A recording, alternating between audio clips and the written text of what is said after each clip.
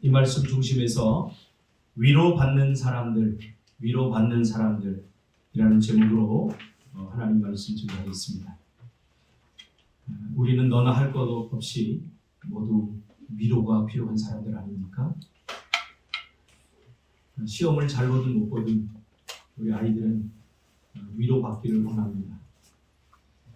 사람과 더불어 살아간다는 것은 어쩌면 상처를 주고받으며 살아가는 것이기 때문입니다. 사람 때문에 아프고, 사람 때문에 잠 못 이루고, 사람 때문에 증오하고, 사람 때문에 울고, 그래서 사람을 잊으려고 애써보지만 삶의 길목마다 번번이 우리는 사람을 마주치고 또 사람과 바라보고 살아야 한다는 것을 우리는 너무나 잘 압니다. 그래서 어떤 철학자는 타인은 지옥이다 라고 고백하기도 했습니다. 결국 타인을 위로한다고 애써보지만 그 위로조차 뼛속까지 자기 자신을 위한 것임을 알게 될 때 상처는 더 깊어지는 것입니다. 타인을 돕지만 결국 나에게 어떤 유익이나 이익이 없는 도움 없이도 돕는 사람을 찾아보기는 쉽지 않습니다. 이것이 우리가 살아가는 삶의 현장입니다. 저와 같이 청소년 사역을 하던 친구 목사들이 하나둘 청소년 사역의 현장에서 떠나면서 저에게 남겼던 말이 그 말입니다. 어떻게 그래도 나에게 좀 도움이 돼야지 이 일을 하지. 어떻게 이렇게 퍼붓고만 살겠냐. 나에게 도움이 유익이 조금도 안 되는데 힘들기만 한데 어떻게 이 일을 계속할 수 있겠느냐. 이렇게 떠나가는 저희 동역자들을 보면서 참 안타까운 마음이 들 때가 한두 번이 아니었습니다. 우리는 모두 위로에 목말라 있습니다. 그러나 우리는 타인을 위로하는 법을 잊은 지 오래고, 그래서 위로하는 법을 모른 채 붐비는 사람들 속에서 곁붙임 없이 홀로 외로이 살아가고 있는지도 모르겠습니다. 오늘 우리는 이 본문을 함께 살펴보면서 진정한 위로가 무엇이고 그 위로를 어떻게 받으며 또 어떻게 위로를 해야 하는가에 대해서 함께 살펴보려고 합니다. 오늘 제가 택한 이 본문은 이사야서입니다. 이 이사야서는 미래에 대한 많은 예언들을 포함하고 있습니다. 성경의 분리에 의하면 선지서이지만 그러나 이 선지서인 이사야서에 많은 예언들이 포함되어 있습니다. 오늘 본문도 예수님이 태어나기 700년 전에 이 바벨론 포로 해방을 앞둔 시점에서 미래에 일어날 일들에 대한 예언을 담고 있습니다. 그러니까 예언의 성취는 항상 미래의 어떤 한 시점에서 이루어지지만 그러나 예언을 한 시점부터 사실 예언이 이루어져 가고 있는 것입니다. 그러니까 예언의 효력은 예언을 선포한 그 시점부터 발생이 되는 거죠. 물론 그 예언이 이루어지는 것은 먼 미래지만. 그래서 예언은 항상 진행형입니다. 마치 누군가의 손을 떠나 표적을 향해 날아가고 있는 화살처럼 예언은 성취를 향하여 가고 있는 것입니다.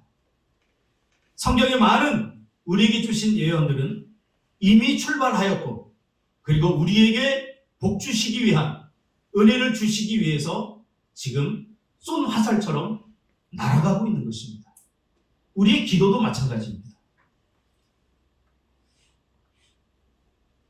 하나님은 이사야를 포함한 당시의 선지자들에게 이제부터 너희는 내 백성을 위로하라 라고 말씀하고 있습니다.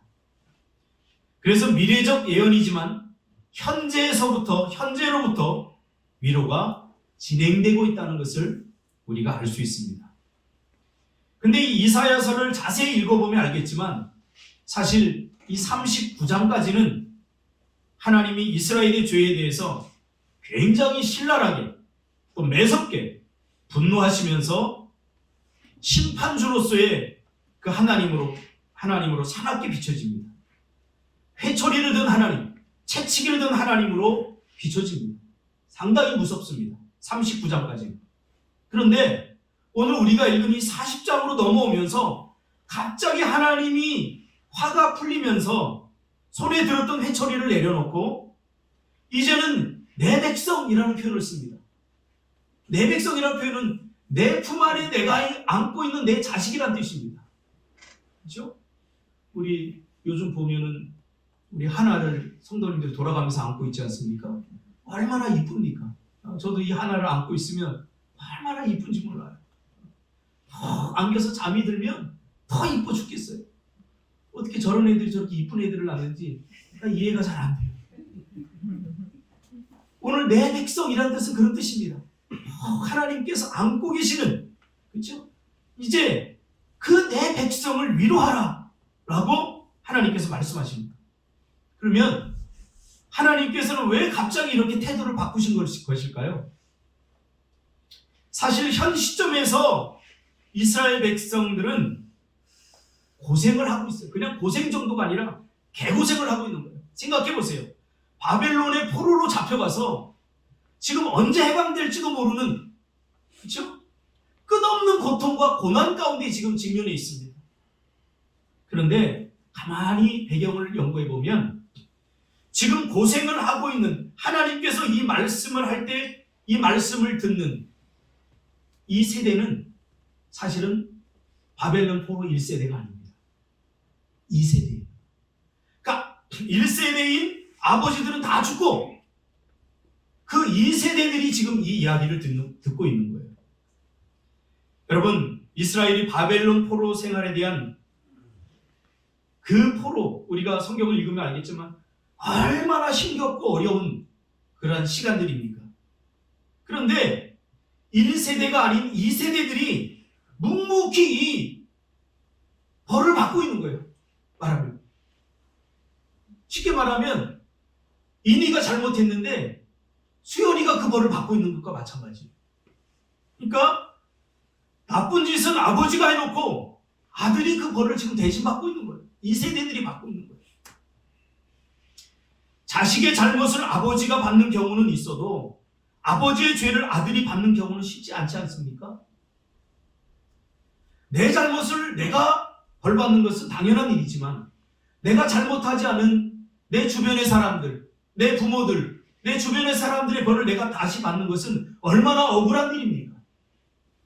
그런데 이 바벨론 2세대들은 부모들이 죄를 지어서 조상들이 죄를 지어서 잘못한 것에 대한 지금 심판을 받고 바벨론의 포로로 잡혀갔는데 이들은 한마디 억울하다는 표현을 한다거나 우리 도저히 이거 못 받겠습니다 이런 제스처도 없어요.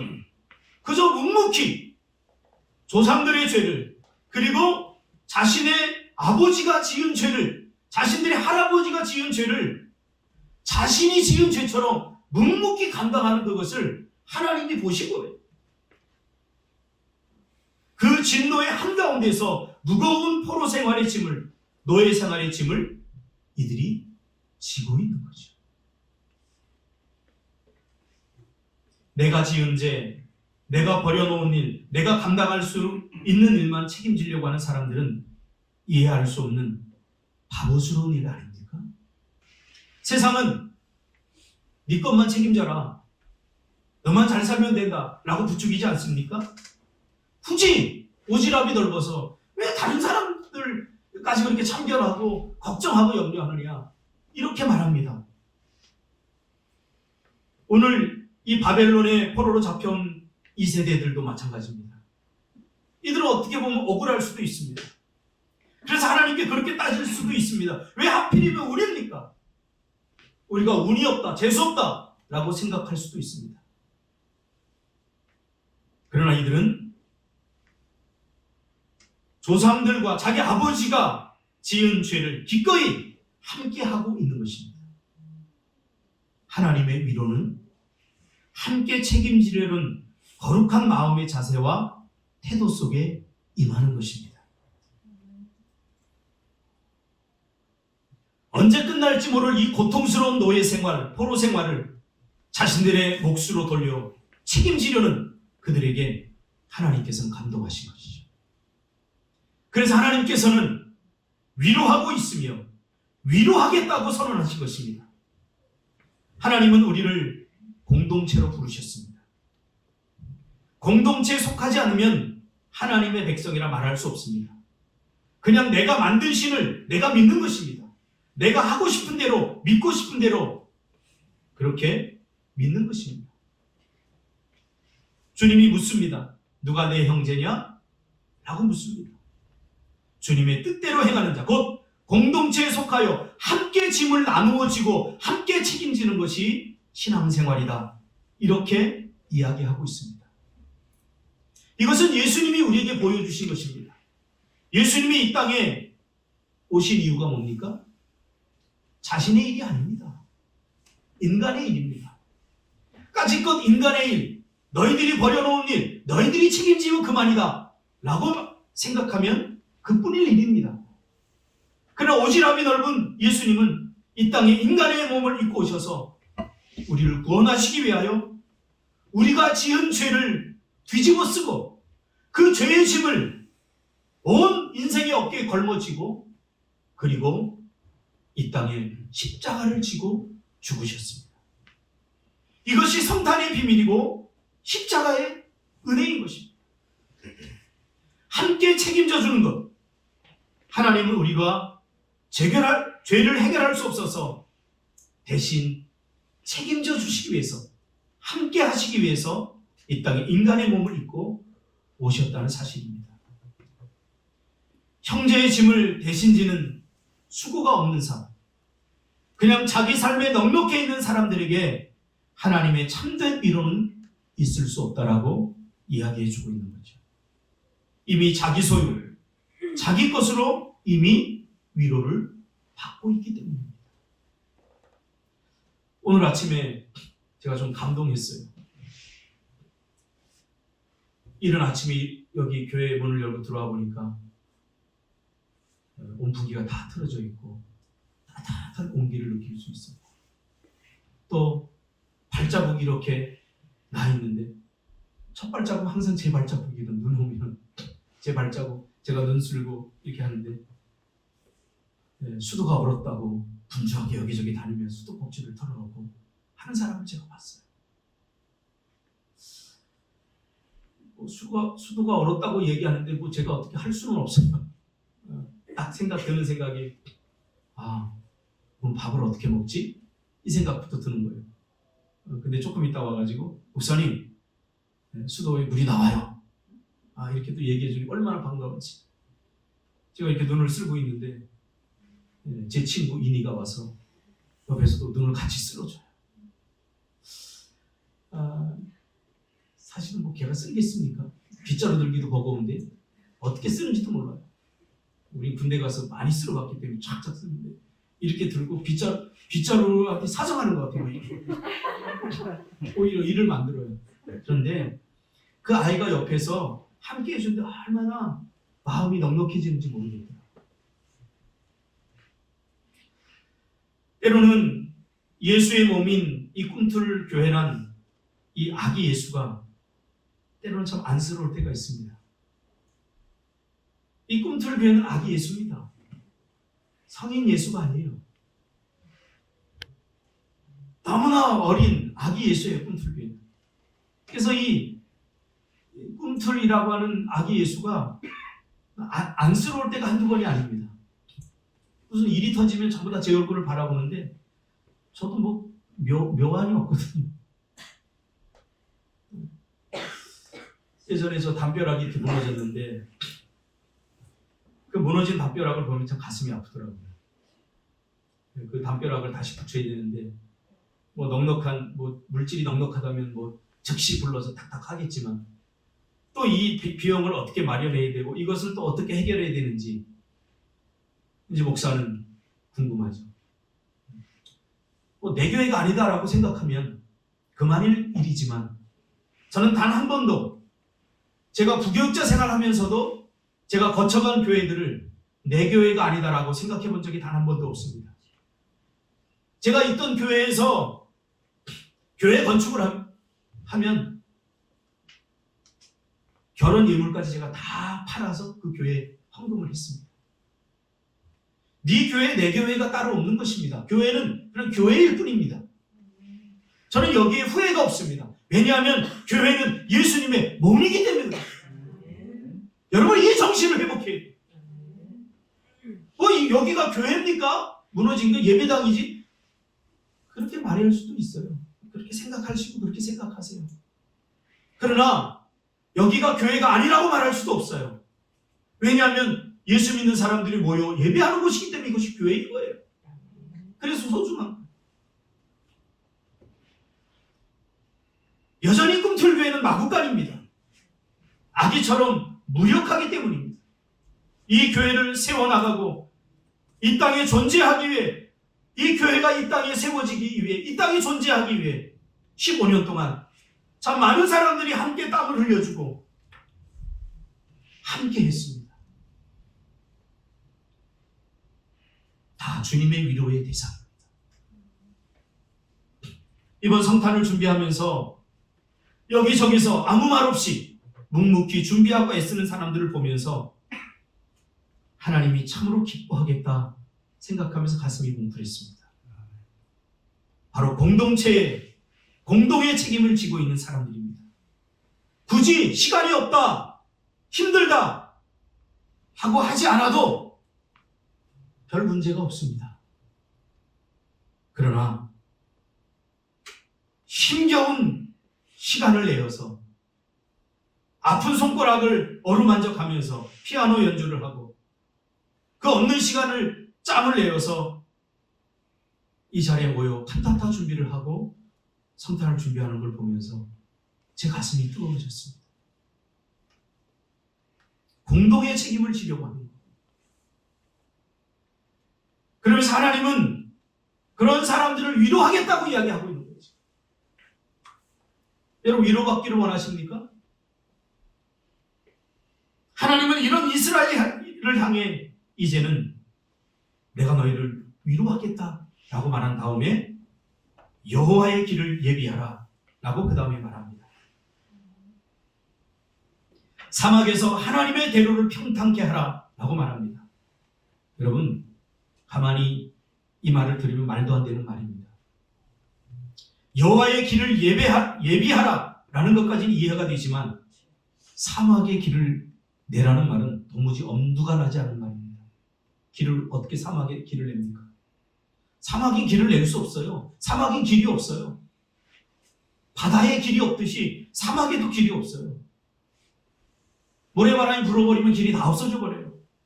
그런데 이 무모한 일을 이스라엘 백성들에게 여호와의 길을 예비하라는 거예요. 어디에? 사막에.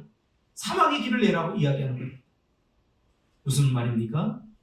아무도 가지 않는 길, 그리고 가보지 않는 길, 그 길을 가라는 겁니다. 이 말은 포로 귀환 시에 이제 너희들이 바벨론에서 해방될 텐데 너희들이 가야 할 그 길을 너희들이 내라는 것입니다. 다시 고토로 돌아갈 길, 하나님과 함께 손잡고 걸어갈 길을 너희가 닦으라는 것입니다. 어제 오케스트라를 하면서 감동이 여기서부터 밑바닥에서 올라왔습니다.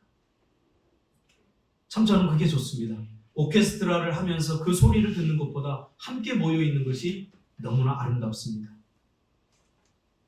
자신보다 큰 첼로를 짊어지고 방울토마토를 먹는 장명화 집사님 보면서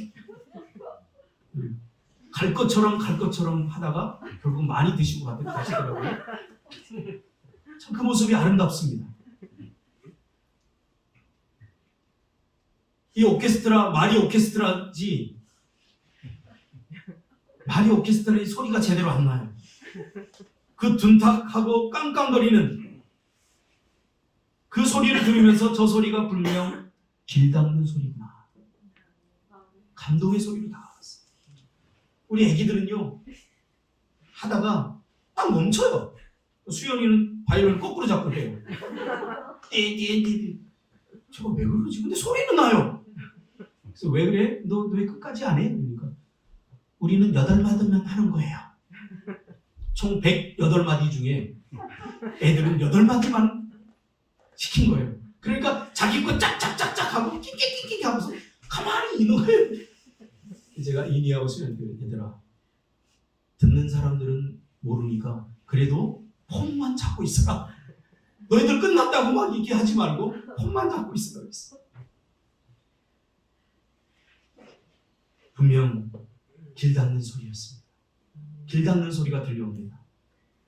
저는 아침이면 주일학교 이 예배 소리를 1층에서 듣습니다. 준석 집사님의 자기도 무슨 소리인지 모르고 짓거려야 되는 그 설교, 그게 그렇게 은혜가 돼요.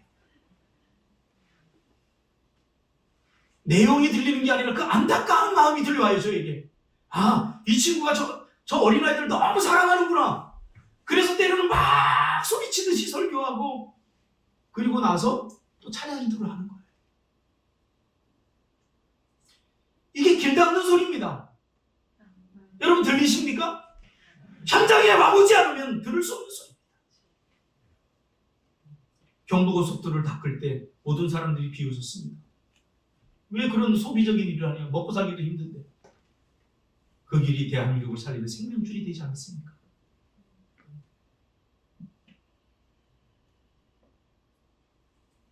여기에 함께하라는 것입니다. 길 닦는 일이에요.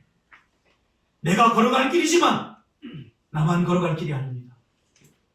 우리 다음 세대들이 걸어갈 길입니다. 길 닦아야 됩니다. 그 길을 주님과 함께 손잡고 걸어갈 길입니다. 힘들고 어려워도 저희 교회에서는 작지만 할 거 다 하려고 합니다. 까짓거 칸타타 안 하면 그만입니다. 얼마나 힘듭니까? 1인 사역입니다. 지금. 명균 집사 보니까 한 10가지 일을 하고 있어요. 지금. 안쓰럽더라고요. 안쓰럽더라고요. 길 닦는 소리가 까짓거 나만 잘 먹고 잘 살면 그만이면 굳이 이렇게 할 필요가 없습니다. 어제도 칸타타 연습하는데 우리 수연이가 와가지고 안녕하세요. 그 소리를 들으면 그 아이들이 자라서 칸타타에 대한 기억과 추억을 가지고 또 동참할 것입니다. 이게 교육입니다. 이게 다음 세대를 살리는 일입니다. 저는 어릴 적에 저희 어머니가 항상 가정 예배를 드렸어요.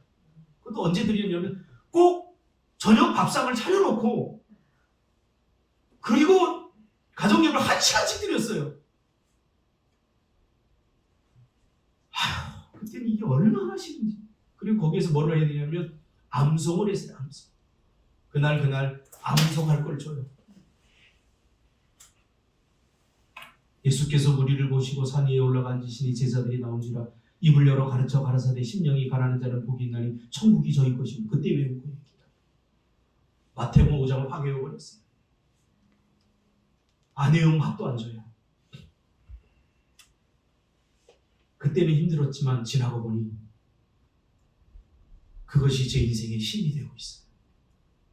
예배가 힘이 되고 있어요. 헌금을 꼬박꼬박 챙겨주면서 용돈을 안 주는 어머니에게 화가 나서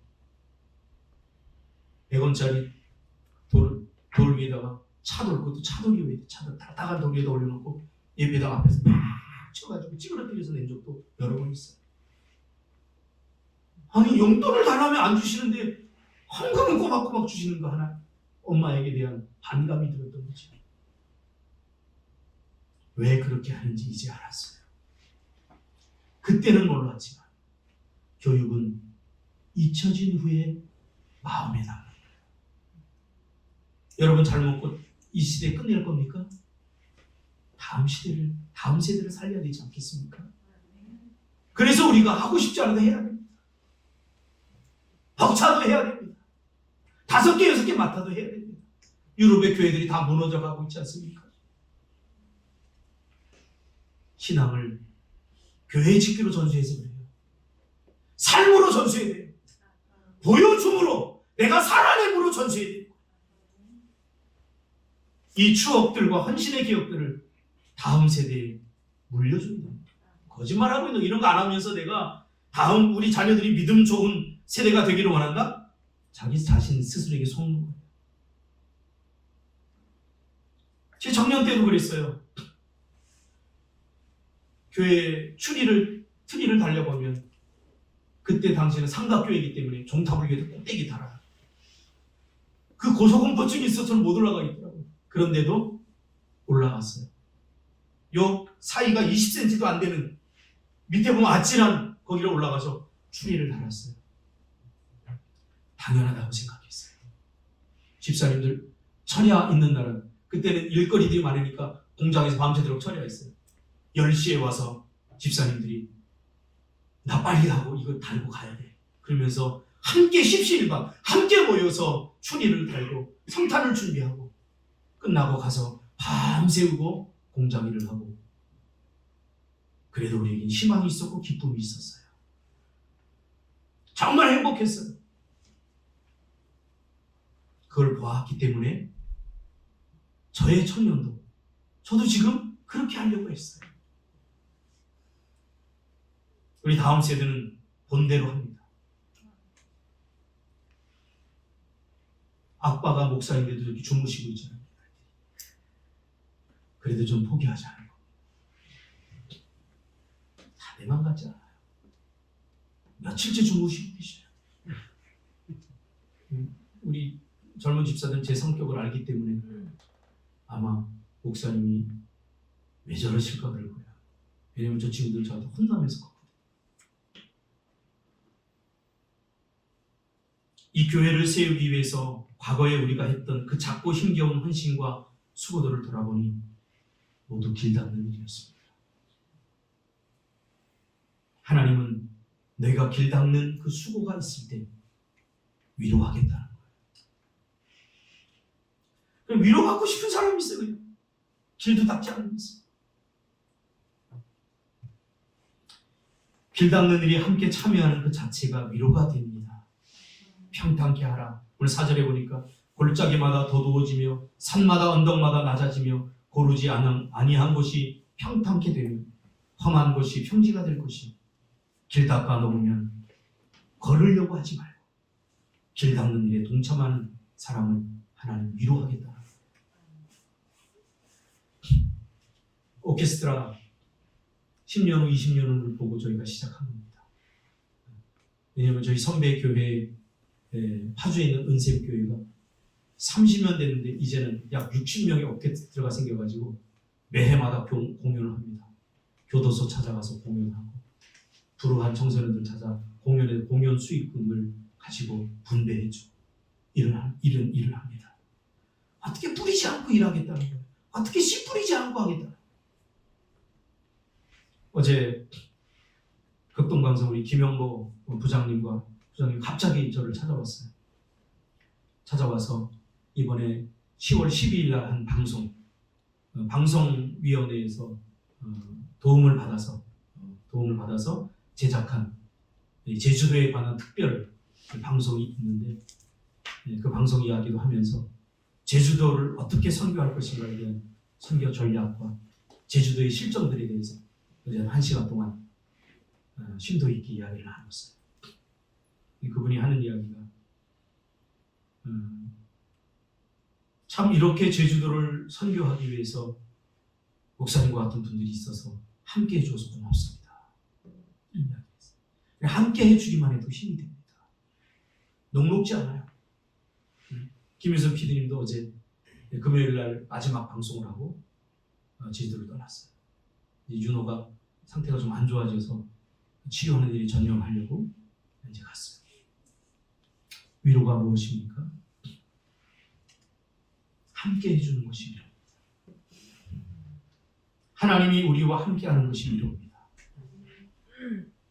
누가 위로자가 됩니까? 하나님께 위로받은 자가 또 다른 누군가를 위로하는 위로자가 될 수 있습니다. 섣불리 위로자가 되려고 하지 마세요. 하나님께 위로받은 자가 또 다른 위로자가 될 수 있습니다. 하나님은 진정한 위로는 임마누엘, 내가 너희와 함께하는 것이라고 말합니다. 이것이 바로 성탄의 축복 아니겠습니까? 마태복음 1장 23절 보라 처녀가 잉태하여 아들을 낳을 것이요 그의 이름은 임마누엘이라 하리라 하셨으니 이를 번역한즉 하나님이 우리와 함께 계시다 함이라. 진정한 위로는 함께 해주는 겁니다. 이 말은 어떤 배경에서 나온지 알죠? 갑자기 처녀가 애를 가진 거예요, 마리아. 그러니 얼마나 놀랍겠어요. 그래서 마리아가 뭐라고 그래요, 요셉한테? 결혼 안 하겠다, 나 이제. 나는 뭐 육신적으로 뭐 무슨 잘못한 것도 없는데 애를 가진 거예요. 그러니까 남편을 살리기 위해서 난 결혼하지 않겠다라고 이야기를 합니다. 그러나 요셉은 아무 말 없이 마리아와 함께 해줍니다. 로마서 12장 15절 이하에 보니까 우는 자들과 함께 올라 서로 마음을 같이 하며 높은 데 마음을 두지 말고 도리어 낮은 데 처하며 스스로 지혜 있는 채 하지 말라. 함께 해주는 것이 바로 위로입니다. 기쁨과 슬픔을 함께 해주는 것 같이 있어주는 것. 이것을 우리나라 말로 겹붙임이라고 합니다. 겹붙임. 함께 해주는 것. 제가 청소년 사역을 하면서 깨달았어요. 언젠가 방송에서도 제가 이야기했지만 청소년 사역에 대해 정의해 주세요 라고 저에게 얘기하더라고요. 저는 한마디로 정했습니다. 청소년 사역이란 그들과 함께 해주는 것. 함께 해주는 것. 사람들은 마국간에 태어난 예수에 관심이 없었습니다. 목자들, 동방박사들, 그들만이 감사하고 그곳 찾아갔습니다. 얼마나 고마웠을까요? 마리아와 요셉이. 그 두 부부가, 그 젊은 두 부부가 이제 아이를 처음 낳는데 그 아이를 마국간에 있었는데 얼마나 상실감이 컸을까요? 생각해보세요. 요즘 병원에서 나잖아요. 그런데 그곳에 목자들이 찾아갔습니다. 저희 아버지가 제가 5살 때 돌아가셨거든요. 돌아가셨는데 장례 때까지만 해도 괜찮았어요. 장례 때 막 자지껄하잖아요. 친척들도 다 모여있고 동네 사람들 다 모여있고 저는 신나더라고요. 장례식 때 사람들이 많이 와서 용돈도 주고 막 그러니까. 근데 장례가 끝나고 다 돌아가니까 집이 적막해졌어요. 고요해졌어요. 이제 어머니의 무표정과 한숨 소리만 매일 듣는 거예요. 그런데 그때 단 하루도 거르지 않고 찾아와준 아주 남루한 옷을 입은 아줌마가 아직도 기억이 나요. 저희 어머니가 그분을 성님이라고 불렀어요. 성님 이렇게 불렀어요. 나중에 보니까 먼 친척들 6천에 7천, 8천도 넘는 친척인데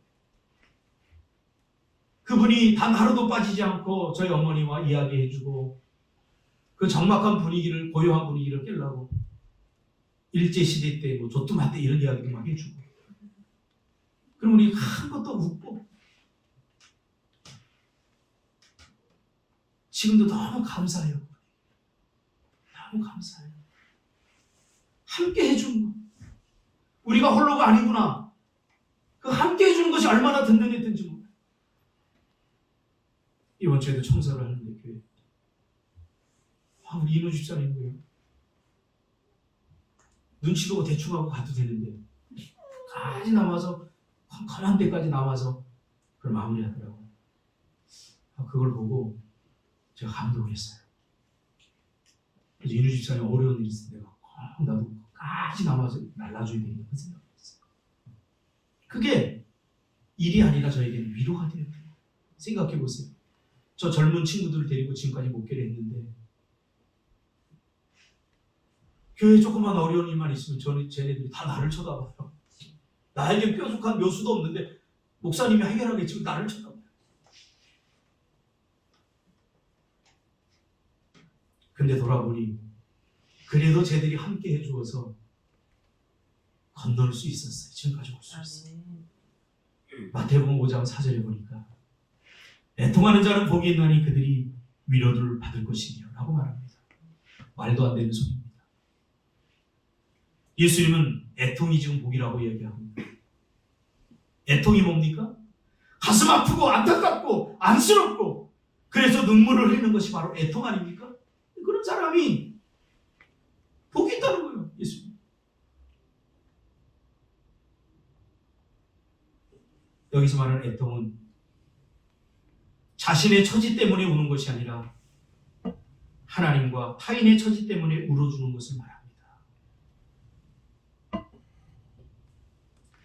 사람이 자기를 위하여 땀을 흘리고 눈물을 흘리면 그 땀의 대가, 눈물의 대가를 자기 스스로 받습니다.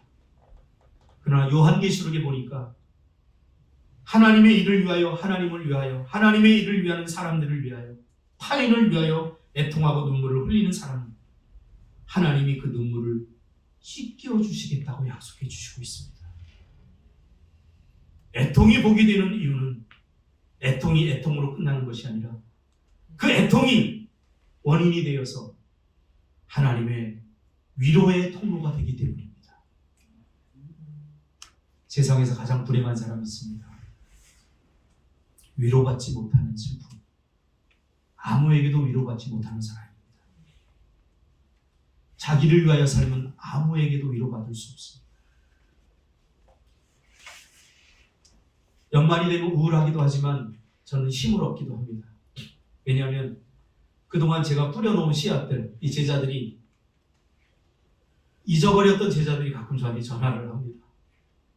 그래서 이렇게 고백합니다. 목사님, 고마웠습니다. 저는 잊었어요. 누군지도 몰라요. 목사님 저예요. 그러면 제가 그래 그래주면 참 좋겠는데 누구지? 이게 뭔지 요즘은 조금 이제 여유가 생겨서 목소리 몰라가 그래 잘 있어서 그래. 그러면 네 잘 있었어요. 나 누구 이렇게 얘기. 그제도 한 통 전화 받았어요. 나는 그 친구가 전화하리라고 꿈에도 생각을 못해. 여자아이인데 잘 기억도 사실 나지 않아요. 내 인생에 가장 힘들고 부모님이 이혼을 해서 오갈 데 없고 마음 둘 데 없을 때 그때 교회를 찾아왔는데 그때 목사님이 해준 설교가 마음에 남아서 살아갈 힘이 됐다고 이야기를 합니다. 지금 유치원 교사가 돼서 아이들을 가르치고 있다.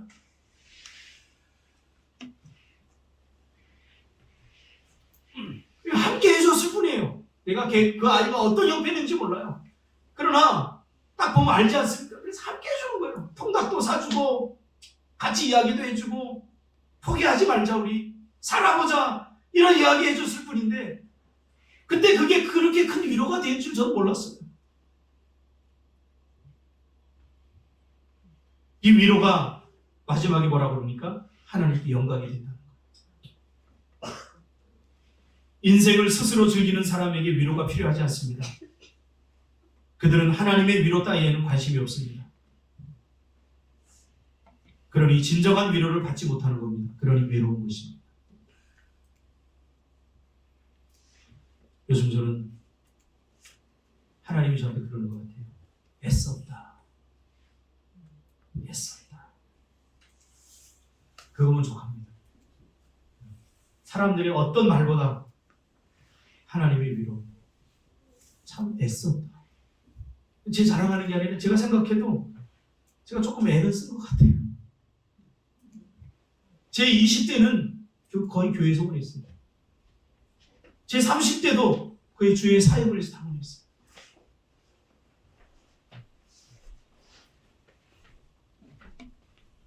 하나님의 위로만 되더라고요. 하나님의 위로.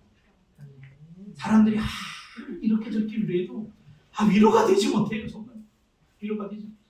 근데 하나님이 애썼다 이 한마디면 정말 피니시 다 끝나는 거예요. 그래 내년에 또 내가 또 힘내서 해보자. 사실은 올해가 좀 저에게 힘든 해였어요. 코로나19가 끝나면서 그동안 이 누적되어 온 피로들과 제가 15년 목회하면서 단 한 번도 안식년을 가져본 적이 없어서 이게 올 한 해 올려오면서 아내가 갱년기, 두 딸은 사춘기, 모든 것이 내가 무너지면 다 무너질 것 같은 그런 위기 속에서 정신을 차리고 살자 이러다 보니까 이게 힘들었던 거예요. 연말쯤 되니까 어깨가 처지는 게 상당히 이게 다운이 되는 게 힘들더라고요. 이렇게 정원을 걸으면서 이렇게 기도하는데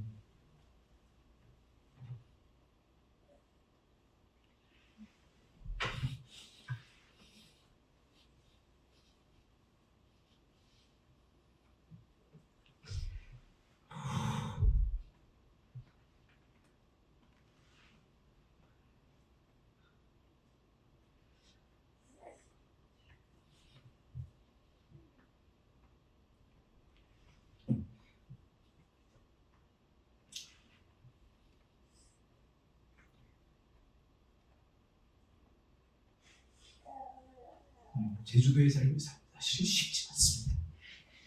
쉽지 않습니다. 우리가 선교하러 왔지만 제주도에 살기 쉽지 않습니다.